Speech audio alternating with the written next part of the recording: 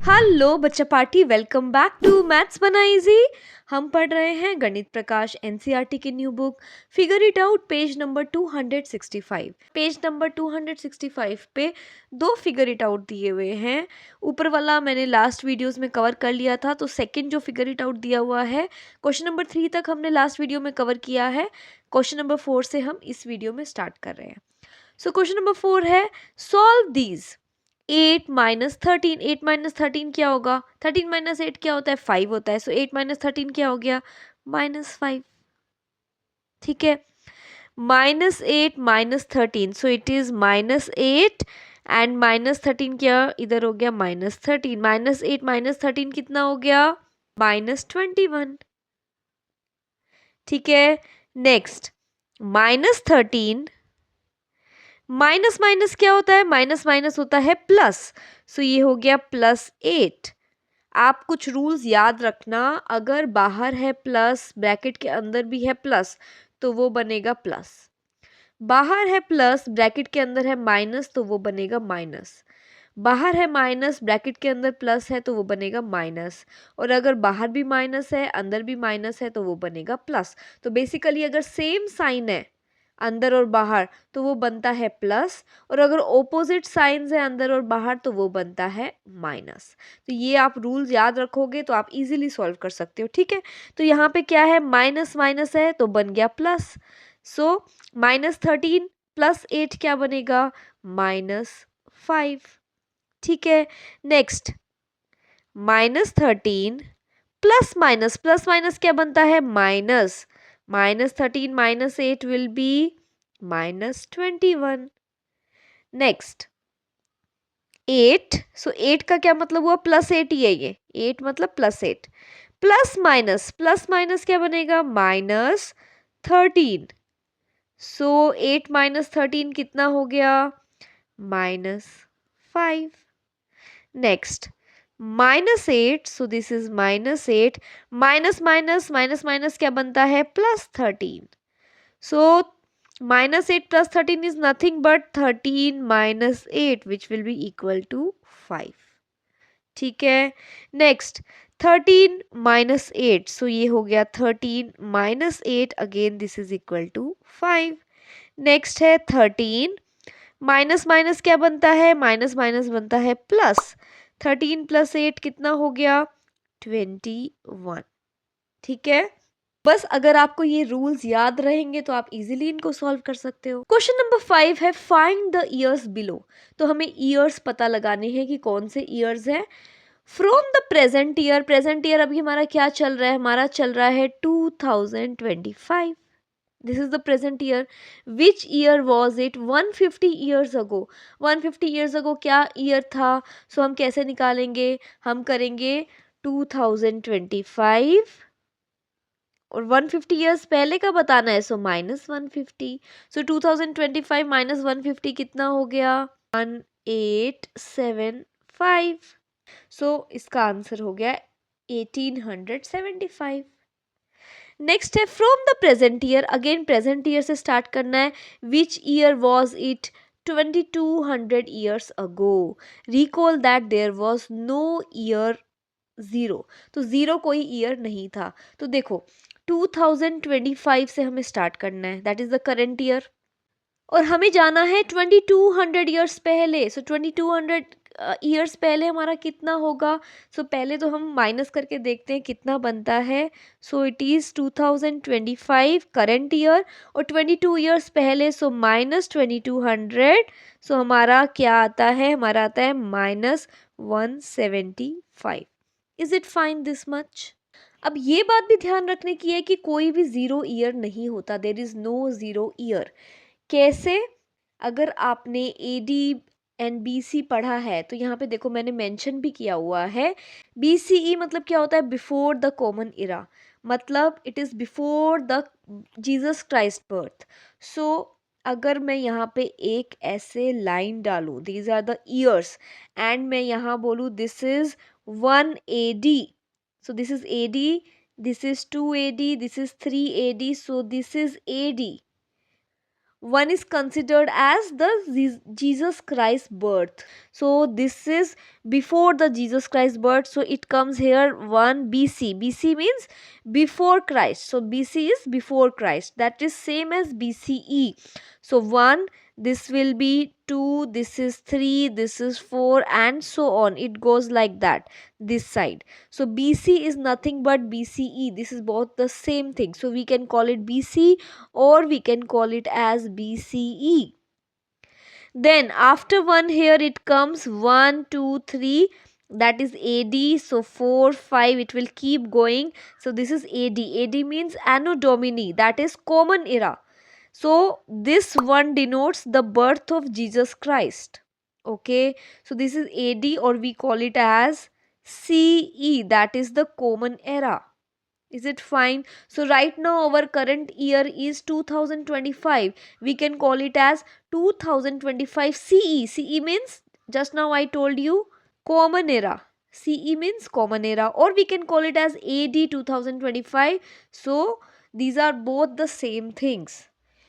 Before 180, if we call any number here, any year here, we call it as either BCE or we call it as BC. So 400 BCE or we will call at 400 BC. So these are the basic things first you should know. So now we are talking about 2025. So 2025 will come in this line somewhere here. 2025, after going long way, it will come somewhere here. So that is 2025 AD. यहाँ से यहाँ तक 2025 years तो ये हो गए। हमें कितना जाना है, 175 और जाना है, दोनों को माइनस करके 175 आ रहा है ना। सो इधर से भी हमें 175 और जाने हैं years.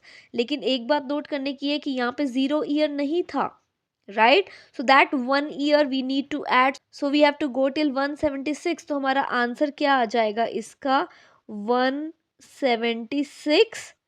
And we can write it as इधर BC, या तो आप BC लिख सकते हो या आप लिख सकते हो 176 BCE। ठीक है बात। नेक्स्ट क्वेश्चन देखो, what will be the year 320 years after 680 BCE? Just now I told BCE is this side, you can consider it like a negative। यहाँ पे हमें मिला था ना -175, -175 को हमने क्या कंसिडर किया था, हमने कंसिडर किया था +175। देन हमने एक नंबर ऐड किया था, क्योंकि ज़ीरो नहीं है इस नंबर लाइन में, कोई ज़ीरो नहीं है, सो हमने एक नंबर ऐड किया था तो हमारे पास 176 आया। अब यहाँ पे हमारे पास क्या आ रहा है, 680। 680 है BCE। सो 680 को हम कैसे कंसिडर करेंगे, 680 मतलब वो नेगेटिव लाइन में माइनस में 680 आ रहा है, प्लस 320 करो, तब हमें पता चलेगा कि 320 ईयर्स के बाद में क्या होगा, राइट।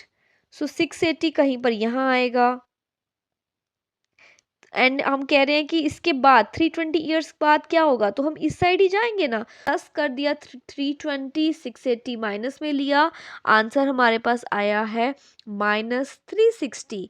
तो इसका क्या मतलब हो गया, माइनस तो नहीं है, इट इज 360 BC हम लिख सकते हैं हम, या फिर लिख सकते हैं 360 BCE। ठीक है। मेन इंपॉर्टेंट बात जो देखने वाली है वो ये है कि there is no zero here, यहाँ कोई ज़ीरो नहीं है। 1 जो था वो है जीसस क्राइस्ट का बर्थ, जीसस क्राइस्ट के बर्थ के बाद 1 AD शुरू हो गया, ये 1 AD CE, और या तो AD बोलो या CE बोल सकते हो। सो AD 1 बोल सकते हैं या 1 CE बोल सकते हैं। देन 1 के बाद 2 3 4 एंड सो ऑन। सो ये सारा हमारा AD या CE का पार्ट है। एंड इसके जो अपोजिट साइड है वो हमारा उल्टे नंबर्स चलते थे पहले, सो उसको हम बोलते हैं BC। BC means before Christ, और BCE before the common era. And यहाँ पे नंबर्स जो हैं वो उल्टे चल रहे हैं ईयर्स में, और यहाँ पे कोई ज़ीरो नहीं है। अगर आप ये चीज़ समझ गए तो आप आराम से ऐसे क्वेश्चंस को सॉल्व कर पाओगे जो ईयर्स के क्वेश्चंस हैं। ठीक है। नेक्स्ट है complete the following sequences. So first हमें दिया हुआ है -40 -34। सो -40 में क्या ऐड करके -34 आएगा, -40 में अगर मैं +6 करती हूँ सो -34 आएगा। देन अगेन -34 में मैं अगर +6 करती हूँ तो कितना आएगा, -28 आएगा। अगेन -28 में मैं +6 करती हूँ तो मेरे पास कितना आएगा, -22। सो यही तीन यहाँ पे दिए हुए हैं, -34, -28, -22। अगेन -22 में +6 करो, क्या आएगा, -16। सो नेक्स्ट हो गया हमारा -16। देन अगेन -16 में +6 करो, हमारे पास क्या आएगा, -10। So next number will be -10। Then -10 में अगेन +6 करो, हमारे पास क्या आएगा, -4। So next number will be -4। ठीक है। Okay, next series B part देखो। बी पार्ट कैसे चल रहा है देखो, 3 2 1 0, एक एक छोड़ के। सो एक एक छोड़ के ये और एक छोड़ के ये। सो 3 के बाद आया 2 मतलब -1, देन 1, 3 -1 आया 2, 2 -1 आया 1, 1 -1 आया 0, 0 -1 आएगा -1, -1 आएगा -2। This is fine. देन बीच में क्या चल रहा है, 4 +1 5 +1 6 +1 7 +1 8। तो ये हो गई हमारी ये सीरीज।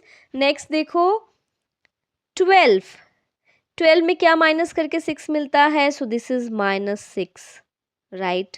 देन 6 में क्या माइनस करके हमें 1 मिल रहा है, -5। 1 में क्या माइनस करके हमें -3 मिल रहा है, सो दैट इज -4। 3 में हमें क्या माइनस करके -6 मिलेगा, -3। सो नेक्स्ट विल बी, देखो पहले -6 हुआ, देन -5 -4 -3, तो इसमें हम करेंगे -2। सो -6 -2 विल बी -8। देन हम क्या करेंगे, -1 करेंगे, सो -8 -1 विल बी -9।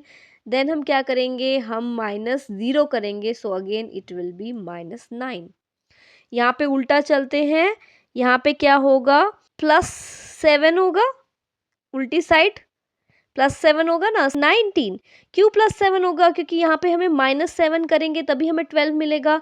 सिमिलरली यहाँ पे क्या होगा, +8 होगा, सो 19 + 8 क्या हो गया, 19 + 8 विल बी 27। क्यों +8 किया, क्योंकि जब जब मैं -8 करूँगी तब मुझे 19 मिलेगा, यहाँ मैं -7 करूँगी तब मुझे 12 मिलेगा। तो अब देखो, अब हमारा सही चल रहा है, -8 यहाँ पे किया, देन -7 -6 -5 -4 -3 -2 -1 एंड हेयर 0। तो अब सही सीक्वेंस चला ना। तो ऐसे आपको इन क्वेश्चंस को सॉल्व करना है कि नेक्स्ट वीडियो में हम स्टार्ट करेंगे बाकी के जो बचे हुए 3 क्वेश्चंस हैं। अगर आपको ये अच्छे से समझ में आ रही है तो आप चैनल को सब्सक्राइब करना बिल्कुल मत भूलना, अपने दोस्तों के साथ भी शेयर करना, और मिलते हैं अगली वीडियो में। तब तक के लिए bye bye, take care, stay motivated and keep smiling.